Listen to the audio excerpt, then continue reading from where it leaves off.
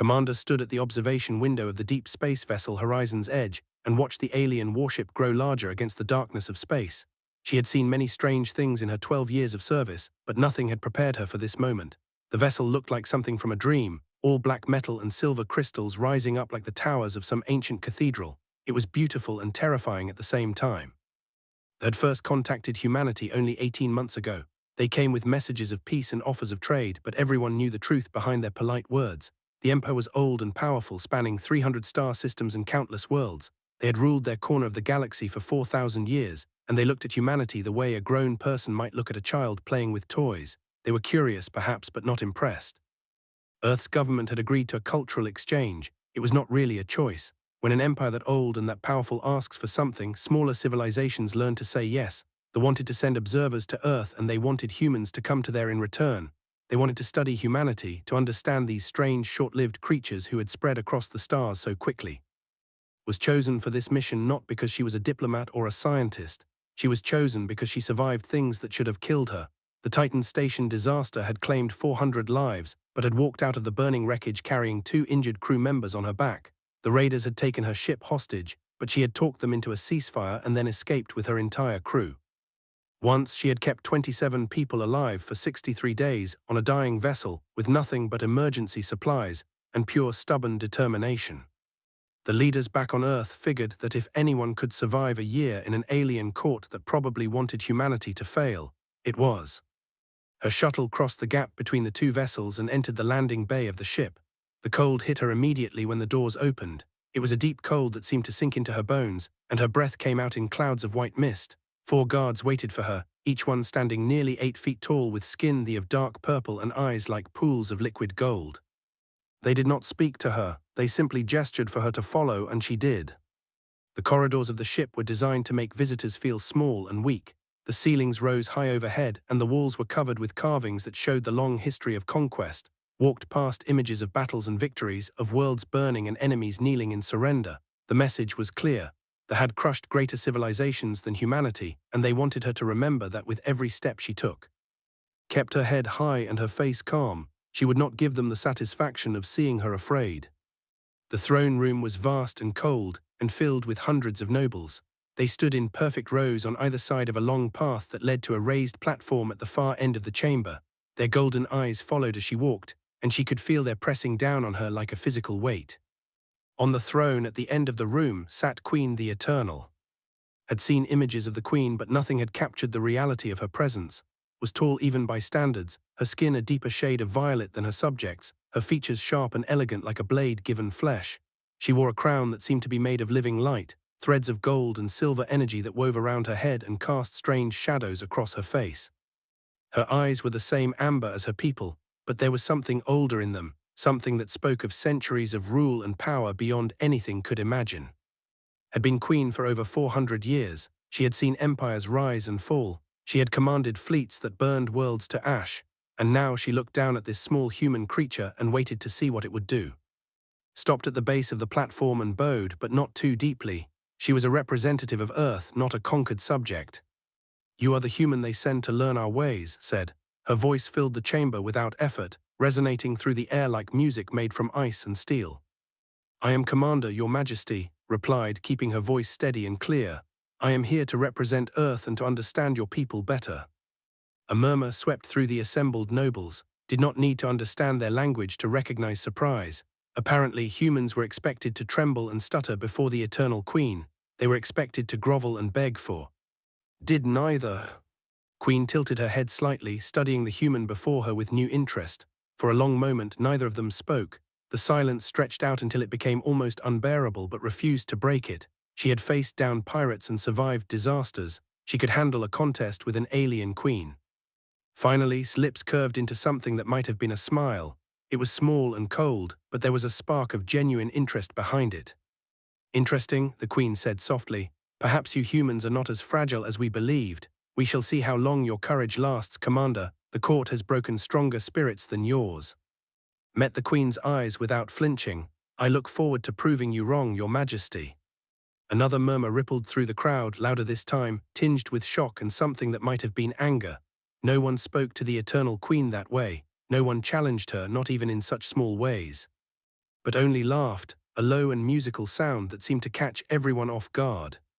"Perhaps you will," she said. "Perhaps you will indeed. Welcome to Commander. Try not to die too quickly, it would be disappointing." Bowed again just slightly, and allowed the guards to lead her away to her quarters. As she walked out of the throne room, she could feel the Queen's eyes on her back, watching and waiting and wondering. The game had begun and intended to win. The first month in the court was designed to destroy. She understood this from the very beginning, and she refused to let it work. Her quarters were small and cold, meant for servants rather than guests. The heating system barely functioned, and the bed was hard and uncomfortable. The nobles who passed her in the corridors looked through her as if she did not exist, or worse, they looked at her with open disgust. She was a curiosity to them, a strange little creature from a primitive world, barely worth their notice. The food was the worst part. Cuisine was not meant for human bodies, and spent her first week violently ill from meals that looked beautiful but disagreed with her stomach in terrible ways. She lost weight she could not afford to lose, and dark circles formed under her eyes from lack of sleep. But had survived worse. She had gone hungry on dying ships. She had stayed awake for days during crisis situations. She had endured pain that would have broken lesser people. She adapted. There was a worker in the palace kitchens, a young named Eth, who had been assigned the lowly task of food for the human visitor. Unlike the nobles, Eth held no hatred for. He was simply curious about this strange small creature who refused to give up. Approached him carefully, learning a few words of his language, showing respect for his work. Slowly, they developed a system. Eth would help her identify which foods were safe for human consumption, and would share stories about Earth and the stars she had visited. It was not friendship exactly, but it was something close to it. Within 3 weeks, had regained her strength. She had learned to navigate the palace without getting lost.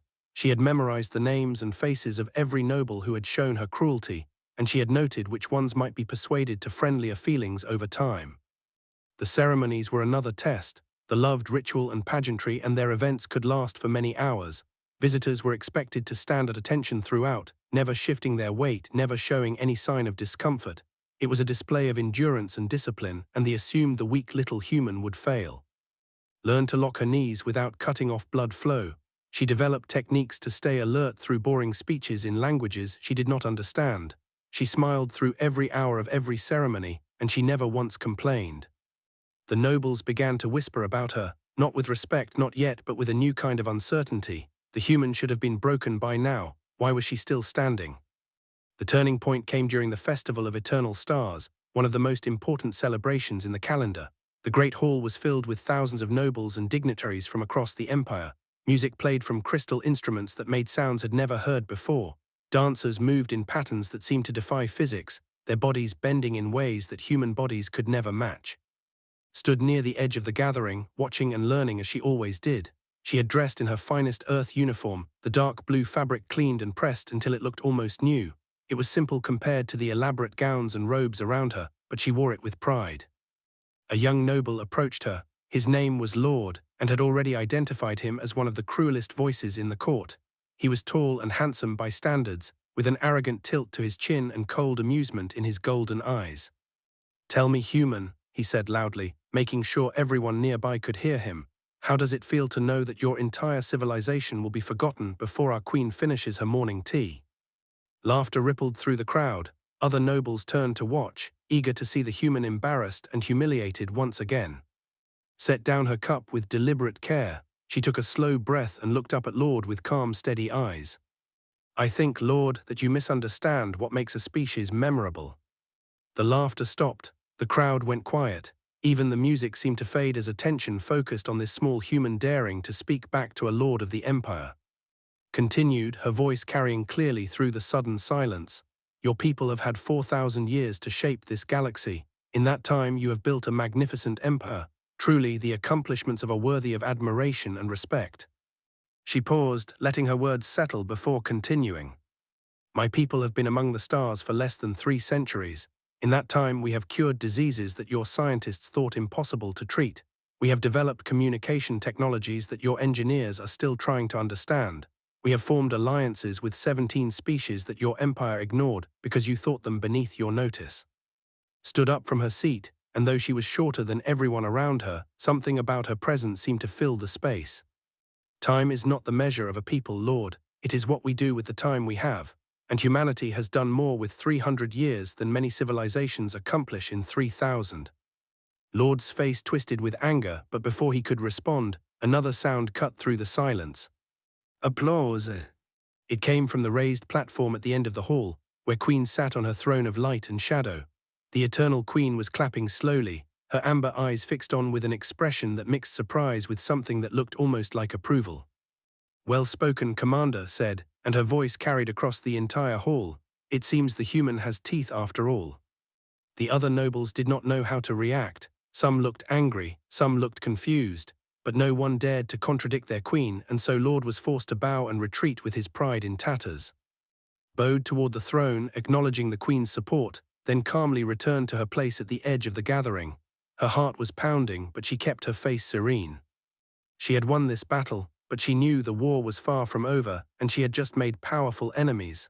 Lord would not forget this humiliation, and he would be looking for any opportunity to destroy her. Let him try, thought, I have survived worse than him.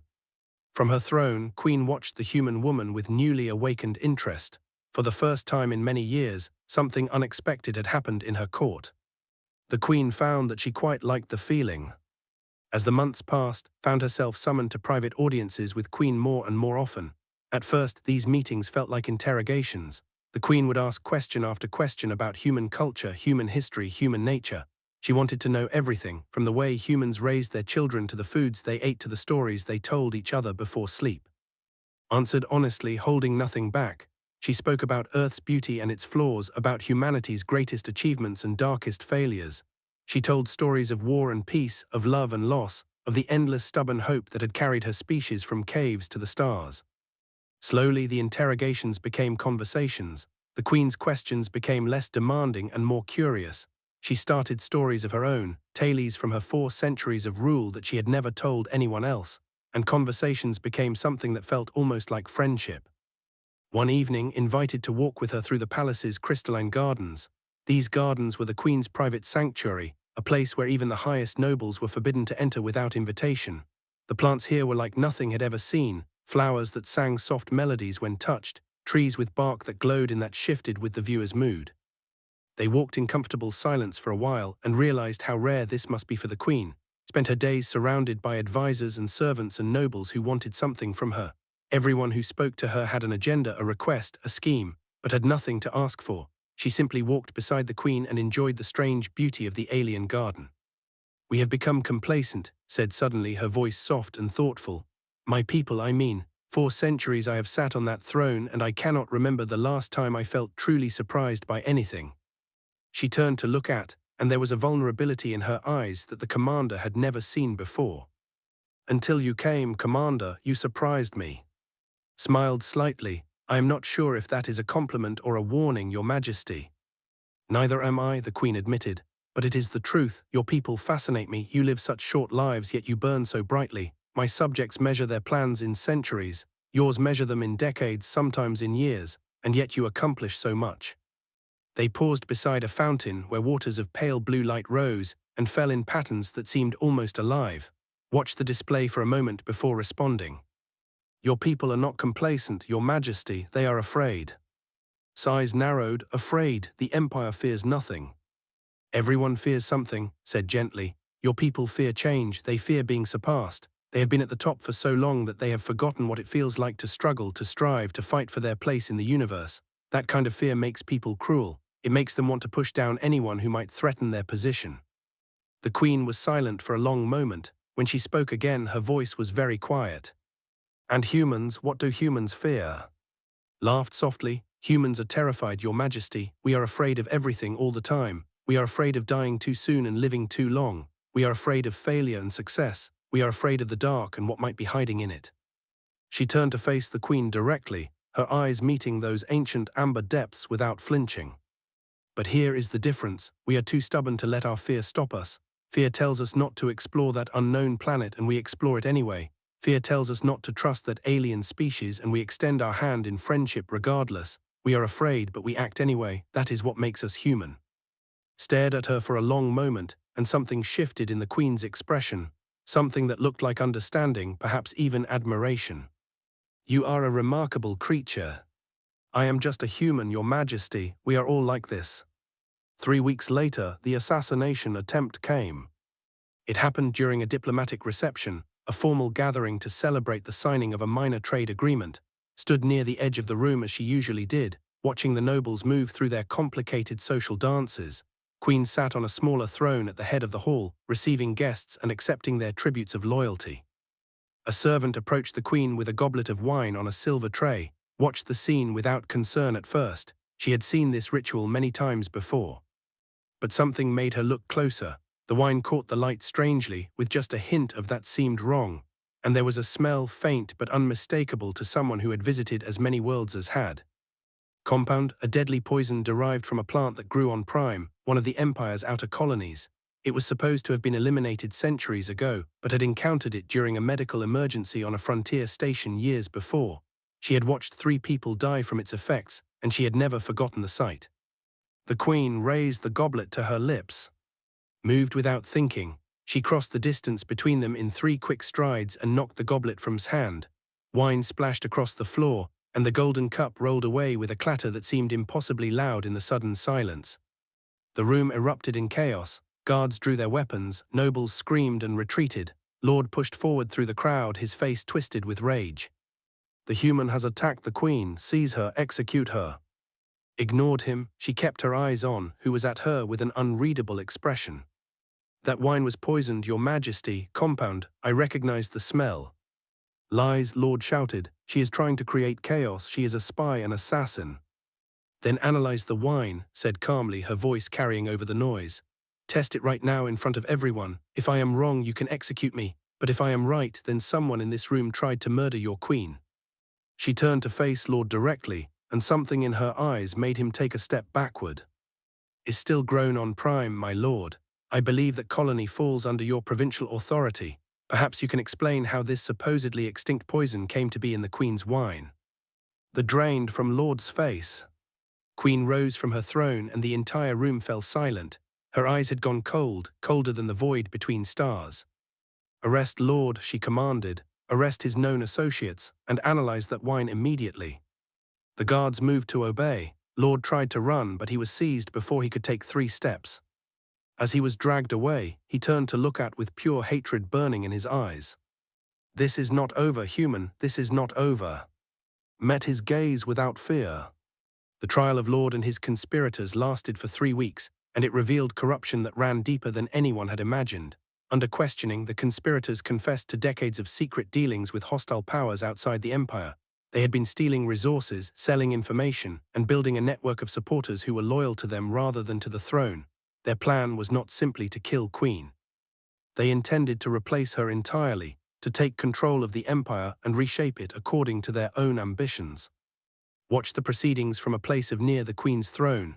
It was the first time she had been granted such a position, and the other nobles stared at her with a mixture of resentment and grudging respect. She had saved the eternal Queen's life. That was not something that could be ignored or forgotten, no matter how much some of them might wish otherwise. Lord was defiant until the end. Even as the evidence against him mounted, he refused to admit wrongdoing. He claimed that he was the true patriot that had grown weak and sentimental, that her growing fondness for the human was proof of her decline. Look at her, he sneered during his final statement, pointing at with bound hands. She this creature over her own people. She takes advice from a species that lives and dies in the blink of an eye. The Empire deserves better than a queen who consorts with animals. Did not react to his words. She kept her face calm and her hands still. She had faced men like before, men who hated what they could not control. Their words could not hurt her. Queen's response was swift and absolute. Lord and his closest allies were sentenced to permanent exile in the outer darkness, a region of dead stars and frozen worlds where even the hardiest life could barely survive. Their names were struck from all records. Their families were stripped of titles and properties. Within a single day, it was as if they had never existed at all.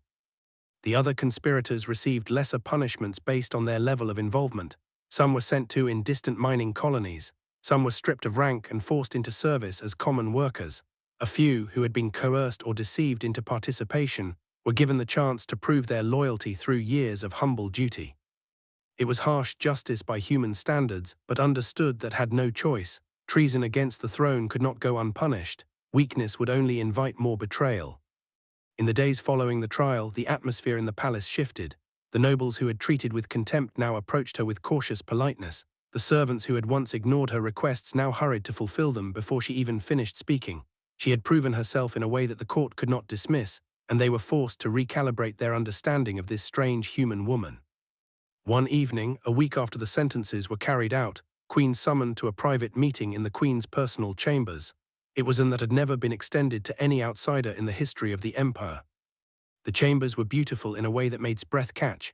Living light flowed through crystalline walls, casting patterns that seemed to tell stories in a language older than words. The furniture was elegant and spare, designed for comfort without excess, and everywhere there were books, tablets, and scrolls, the collected knowledge of 4 centuries of rule.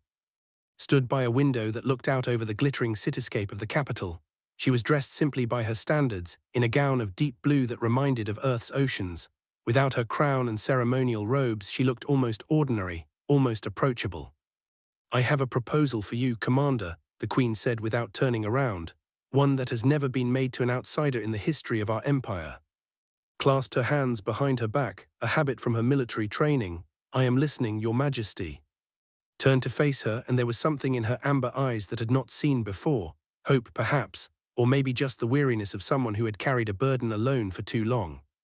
"I wish to appoint you as my voice," the Queen said. "You would speak with my authority in matters of diplomacy and trade. You would advise me on decisions of state. You would serve as a bridge between our peoples, helping to build an alliance that could reshape the galaxy." His heart pounded in her chest. She understood the weight of what was being offered. The voice of the Queen was one of the highest positions in the Empire, second only to the Queen herself in many matters. No alien had ever held such power in history. But she also understood what accepting would mean. She would have to remain on indefinitely, perhaps for the rest of her life. She would be drawn into the politics and intrigues of an alien court, surrounded by beings who might never fully trust her. She would be giving up her home, her family, everything she had known. She thought of her sister back on Earth, of her niece and nephew growing up without knowing their aunt. She thought of the small apartment in Seattle that she had not seen in years, of the rain on the windows and the smell of coffee in the morning. She thought of what this could mean for humanity, a human with real power in the Empire, a human who could advocate for Earth's interests at the highest levels, a human who could help shape the future of relations between their 2 species. "I have conditions," said finally. The smile was small but genuine. "I would expect nothing less." The negotiations took 2 weeks, and proved herself as capable at diplomacy as she had been at survival. She secured trade agreements that would bring technology to Earth in exchange for human innovations that the Empire desperately needed. She established scientific exchange that would allow scholars from both species to learn from each other. She arranged mutual pacts that would protect human colonies from hostile forces. And she ensured that human ambassadors would be treated as equals in the court, with rights and protections that no other allied species had ever received. When everything was finalized, stood before Queen in the great throne room and formally accepted the position of voice. The ceremony was witnessed by thousands of nobles, all of them watching as history was made before their eyes. "I pledge my service to the alliance between our peoples," said, her voice carrying clearly through the vast chamber. "I will speak truth when truth is needed. I will offer counsel when counsel is asked. And I will work every day to build a future where humans and stand together as partners and friends." Queen rose from her throne and descended the steps to stand before. It was an unprecedented gesture, the Eternal Queen lowering herself to meet someone else at their level. "And I accept your pledge, voice of the Queen. May our partnership bring prosperity to both our peoples, and may the stars remember what we build here today." The crowd erupted in applause, genuine this time rather than forced. Something new had begun, something that no one could have predicted when a stubborn human woman first walked into this hall many months ago. Looked out at the sea of alien faces, and for the first time since arriving on, she felt like she belonged. 5 years had passed since became the voice of Queen, and the galaxy had changed in ways that no one could have predicted. The human alliance had grown from a tentative partnership into the most powerful force in known space. Together they had achieved things that neither species could have accomplished alone. When the Void Swarm emerged from the dark spaces between galaxies hungry and endless, it was human tactics combined with firepower that drove them back. When 3 ancient civilizations threatened to tear each other apart in a war that would have killed billions, it was, and who mediated a peace that still held to this day. The first interstellar scientific academy opened on a neutral world between human and space, welcoming scholars from dozens of species who had once been enemies or strangers. Human doctors worked alongside healers to cure diseases that had plagued the galaxy for millennia. Engineers collaborated with human inventors to develop new technologies that pushed the boundaries of what anyone thought possible. And at the center of it all stood the human woman who had refused to break. She was older now, her dark hair streaked with grey and lines of experience carved into her face, but her eyes were the same as they had always been, sharp and determined and full of stubborn hope. The years had changed her in many ways, but they had not diminished her. Stood on the observation deck of the royal palace, watching the sunrise paint the sky in shades of amber and gold, the city of spread out below her, its crystalline towers catching the light and scattering it into a million fragments of. She had grown to love this view, strange and alien as it was. It had become her home in a way that she had never expected.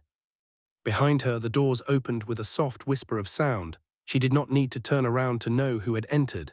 After 5 years, she recognized its presence as easily as she recognized her own heartbeat. The queen came to stand beside her at the window, her own gaze drawn to the beauty of the sunrise. She looked the same as she had 5 years ago, 400 years of life having rendered her immune to the changes that time brought to shorter-lived species. But there was something different in her eyes now, a warmth that had not been there before. "The Terran Council has approved our proposal," said. "The Joint Colony Initiative will proceed." Smiled, a genuine expression of joy that reached her eyes and crinkled the corners. "Humans and building something new together. Your ancestors would have thought it impossible." "My ancestors thought many things were impossible," replied, a hint of amusement in her voice. "They were wrong about most of them. They thought humans were weak and primitive. They thought your species would never amount to anything. They certainly never imagined that a human would one day stand at the right hand of their queen." They stood in comfortable silence for a while, watching the city wake below them. Ships rose from landing platforms and soared into the brightening sky. Merchants opened their stalls in the great markets. Children of both species ran through the streets, playing games that combined traditions from Earth and in ways that made neither fully recognizable. "Do you ever regret it?" asked, "staying here instead of returning to your own people?" It was a question she had asked before, many times over the years. His answer was always the same, but it came more easily now than it had in the beginning. "I am with my people, your majesty, all of them." She turned to face the queen, this woman who had become her closest friend, her ally, her family in all the ways that truly mattered.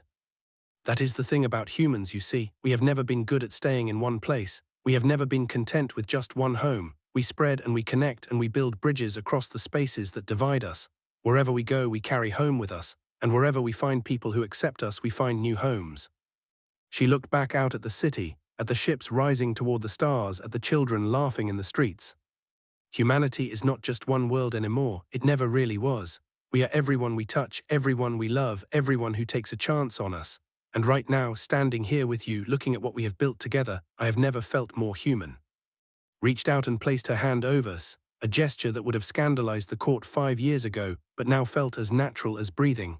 Their friendship had become something that transcended the boundaries of species and culture, a bond forged in shared struggle and mutual respect. "Then let us continue building," the queen said softly, "together." Below them, the city of with life and possibility. Across the stars, on 1,000 worlds, humans and worked side by side to create a future that neither could have imagined alone. The alliance was not perfect. There were still conflicts and misunderstandings, cultural clashes and political tensions. But there was also hope, real and enduring, growing stronger with each passing year. Thought about the young woman she had been when she first stepped off that shuttle, cold and scared and determined not to show it. She thought about all the trials she had faced, all the enemies she had overcome, all the moments when giving up would have been so much easier than fighting on. She was glad she had never given up. She was glad she had been too stubborn to let fear stop her. "Your Majesty," she said, using the formal title out of habit even though they were alone, "I have been thinking about the future." Raised an elegant eyebrow. "You always are. What new project has captured your attention?" "Not a project, a legacy." Turned to face her fully, her expression serious but warm. "Neither of us will live forever. Well, you might, but I certainly will not. And when I am gone, I want to make sure that what we have built does not crumble. I want to create something that will outlast both of us." The queen slowly, understanding in her ancient eyes. "You wish to establish permanent institutions, traditions that will bind our peoples together regardless of who leads them." "More than that, I want to create a new kind of relationship between species, not just alliance, not just partnership, something deeper, a shared identity that does not erase our differences but celebrates them, a way of being together that makes both of us stronger." considered this for a long moment. When she spoke again, her voice was thick with emotion. You have already done that, you have already changed everything. Before you came, my people were trapped in the past, clinging to traditions that no longer served us. You showed us that change is not something to fear but something to embrace. You taught us that strength comes not from domination but from connection. She squeezed his hand gently. Whatever legacy you leave behind, it will be magnificent, because you are magnificent, never forget that. Smiled, and for a moment the years fell away from her face, leaving only the young commander who had once dared to talk back to a queen. I will do my best, she said. That is all any of us can do. Together they turned back to the window and watched the sun complete its rise over the city. A new day had begun, full of possibility and promise, and somewhere out among the stars, humanity continued its endless journey outward, reaching for new horizons, building new bridges, and proving again and again that the measure of a people is not how long they live, but what they do with the time they have. The story of and Queen would be remembered for generations. It would be taught in schools and celebrated in songs.